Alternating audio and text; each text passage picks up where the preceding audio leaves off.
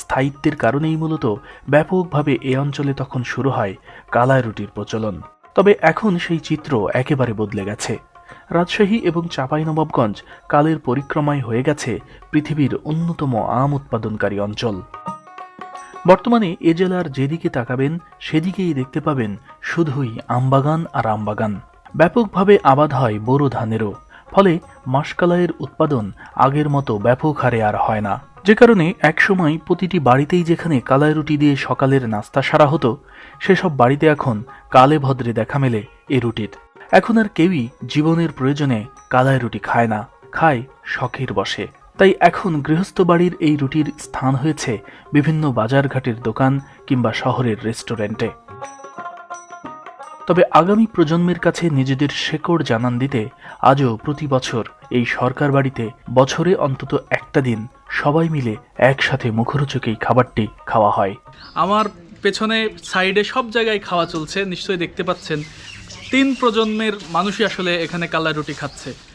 যেমন নবীনরা খাচ্ছে তেমনি প্রবীণরা খাচ্ছে, অর্থাৎ একটি পরিবারের যারা থাকেন সবাই আসলে খাচ্ছেন। কোনো আনুষ্ঠানিকতা না, একেবারে উঠানের খোলামেলা একটি জায়গায় এই রুটি উৎসব চলছে এবং একেধারে যে যেভাবে পারছে খাচ্ছে, আর ওদিকে এই পরিবারের নারী সদস্য যারা রয়েছে তারা তৈরি করছে।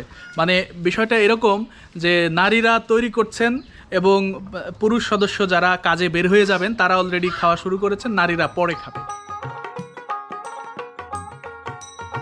একদিকে চলছে রুটি তৈরি, আরেকদিকে চলছে খাওয়া। বাড়ির সব বয়সী সদস্যই হাজির এই আয়োজনে।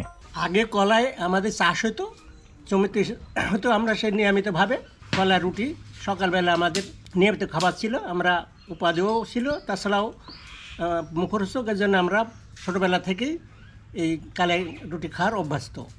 এখন পর্যন্ত সেই অভ্যাসটা আছে, এখন পর্যন্ত আমরা কালাই রুটি সকালবেলা খাই। মায়ের আমরা অনেক কয়েকটা ছেলে ছিলাম, আমরা 7 ভাই, আরও 2-3টা বোন ছিল। আমার এই মা একাই লালন পালন করতে খুব কষ্ট হয়েছে। সবাইকে মিলি ওই রান্না বাড়ার শেষে আমার সবাইকে একসঙ্গে বসাই দেওয়া, আমাদের খাওয়া দাওয়া করাইছে। ভাত রুটি সব মিলিতভাবে খাইছি, কিন্তু প্রতিদিন সকালবেলা আমরা এই কালাই রুটি, মিশ্রিত এসব ধরনের রুটি দিয়ে আমরা নাস্তা করতাম বেশিরভাগ।